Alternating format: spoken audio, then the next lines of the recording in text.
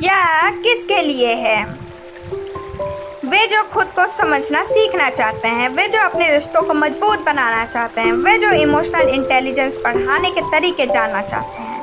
अपनी ज़िंदगी के शुरुआती दिनों में जब हम स्कूल जा रहे होते हैं तो हम सिर्फ आईक्यू के बारे में सुनते हैं। हमारे क्लास के सबसे होनहार लड़के का आईक्यू सबसे ज़्यादा होता था और क्योंकि हर कोई उससे खुश रहता था, हम यह मान लेते थे कि वो भविष्य में कामयाब हो जाएगा।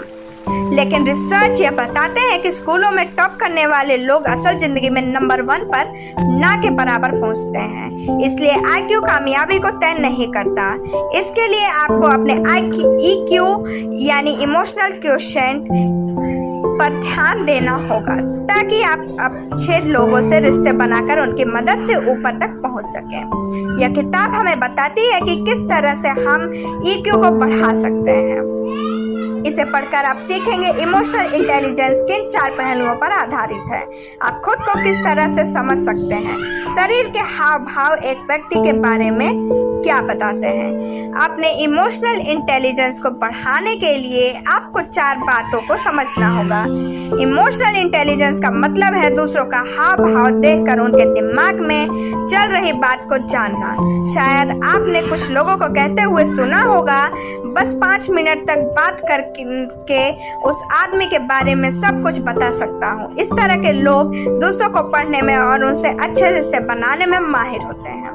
अगर आपको भी इस तरह की खूबी अपने अंदर पैदा करनी है तो आपको अपने इमोशनल इंटेलिजेंस पर ध्यान देना होगा।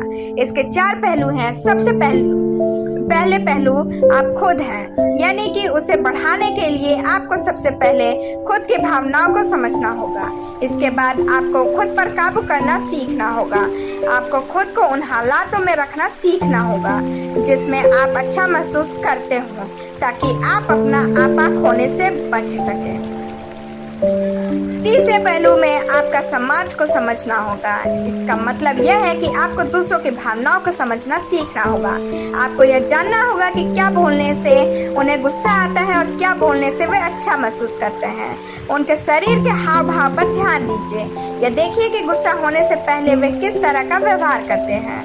अंत में आपको रिश्ते बनाने पर ध्यान देना होगा। जब आपको दूसरों को अच्छे से समझने लगे तो वक्त आ गया है कि आप उन लोगों से अच्छे रिश्ते बनाएं। अगर आपको पता लग जाए कि क्या बोलने से एक व्यक्ति अच्छा महसूस करता है और क्या बोलने से उसे गुस्सा आता है, तो आप उससे वो बात तो कर सकते हैं जो उसे अच्छी लगे और उससे अच्छे रिश्ते बना सकते हैं।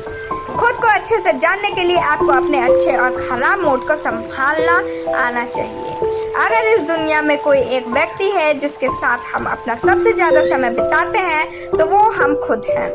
आप अपने साथ हमेशा में रहते आए हैं, लेकिन क्या आप खुद को समझते हैं? क्या आप खुद को संभाल पाते हैं? इसके लिए सबसे पहले आपको यह देखना होगा कि आप जो कुछ भी महसूस करते हैं उसे क्यों महसूस करते हैं और किस हालात में महसूस करते हैं।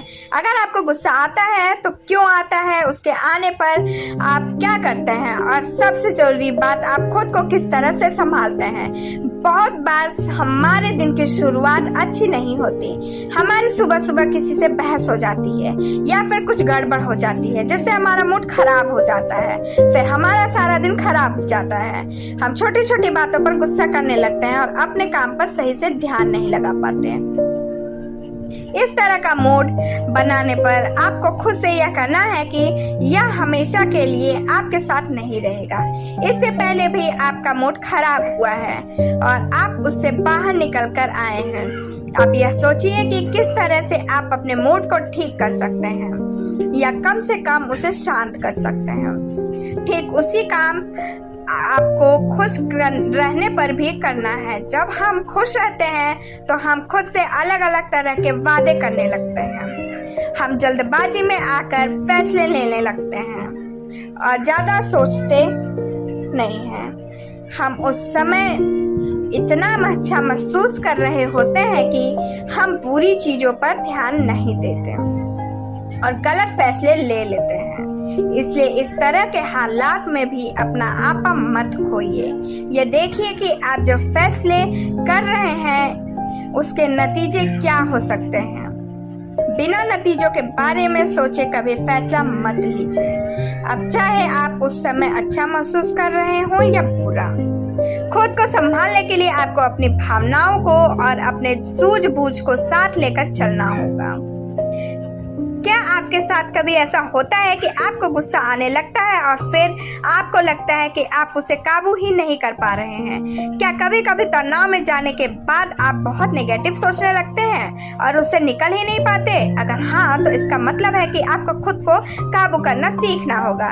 जब भी आपको कभी मुश्किल फैसले लेने हो और आप अपनी भावनाओं और अपनी सूझबूझ के बीच में आकर फंस जाएं, तो इस तरीके को अपनाकर आप इसका हल निकाल सकते हैं। एक पेज पर 2 कॉलम बनाइए। एक कॉलम में उन भावनाओं को दिखाएं जो आप उस फैसले को लेने से पहले महसूस कर रहे हैं, और दूसरे कॉलम में यह लिखिए कि आपकी सूझबूझ क्या कह रही है। इसके बाद यह देखिए नतीजों के हिसाब से कौन सा फैसला ज्यादा सही होगा। यह देखिए कि कहीं आप ऐसी ही बेचैन तो नहीं हुए जा रहे हैं, कहीं आपसे सोचने में कुछ गलती तो नहीं हो रही है। उदाहरण के लिए, अगर आपका एक कर्मचारी है जो अच्छे से काम नहीं कर रहा है और आप उसे इसलिए निकालना चाहते हैं, लेकिन आप उसे एक इंसान की तरह बहुत पसंद करते हैं और इसलिए नहीं निकालना चाहते हैं, इस तरह के हालात में आप इसका इस्तेमाल कर सकते हैं। अगर आपने खुद को कोई टारगेट दिया है तो अपने दोस्तों को उसके बारे में बताइए। इसके आपके दोस्त हारने पर आपको जिम्मेदार ठहराएंगे और हार के उस शर्म से बचने के लिए आप अपने आप काम करने लगेंगे। इस तरह से आप खुद को रास्ते से भटकने से बचा सकते हैं। दूसरों को समझने के लिए उनके शब्दों से ज्यादा उनके हाव भाव पर ध्यान दीजिए। बहुत से लोग सामने वालों को देखकर उसके मूड के बारे में बता देते हैं। यह किसी तरह की जादूगरी नहीं है और शरीर के कुछ खास तरह के हाव भाव को देखकर आप भी यह बता सकते हैं। आइए देखें यह कैसे किया जाता है। सबसे पहले उसके सिर से लेकर पैर तक उसके हर रंग को देखिए कि वो क्या कर रहे हैं।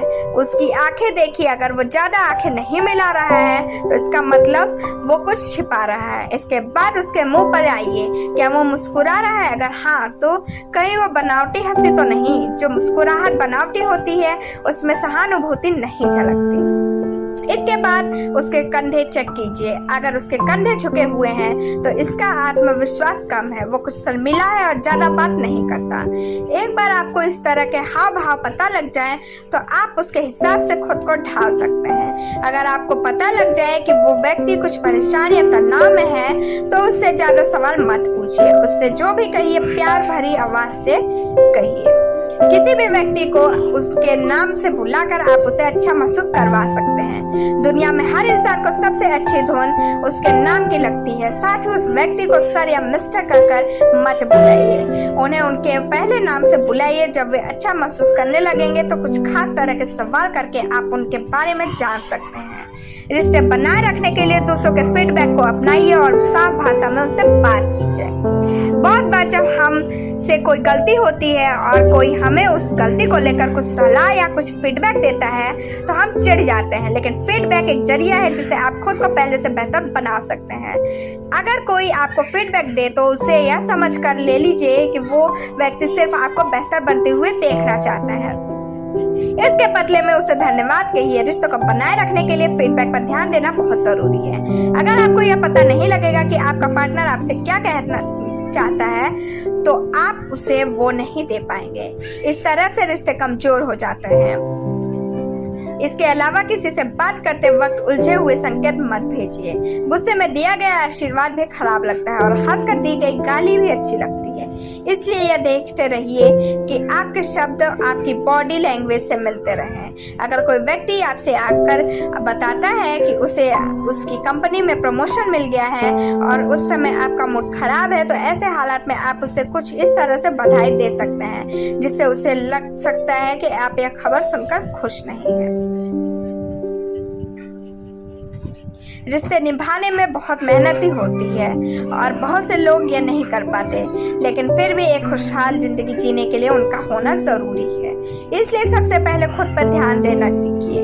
अपने शब्दों को अपने हाव भाव से मिलाइए ताकि सुनने वाले को वही समझ में आए जो आप कहना चाहते हैं। सारांश, IQ को बढ़ाने के लिए सबसे पहले आपको खुद को समझना होगा। इसके बाद आपको खुद को काबू करना सीखना होगा।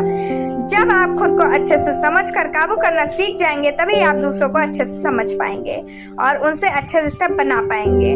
क्या करें, ध्यान से सुनिए। एक अच्छा IQ होने का मतलब लोगों को सुनना है ताकि आप उनकी भावनाओं को अच्छे से समझ सके। इसलिए जब भी आप किसी की बात सुने तो उस पर खास ध्यान दीजिए। इससे आप उसके दिमाग में चल रही बातों को समझ सकते हैं और उसे यह दिखा सकते हैं कि आप उसकी परवाह करते हैं। आज के लिए बस इतना ही। Thank you, bye bye.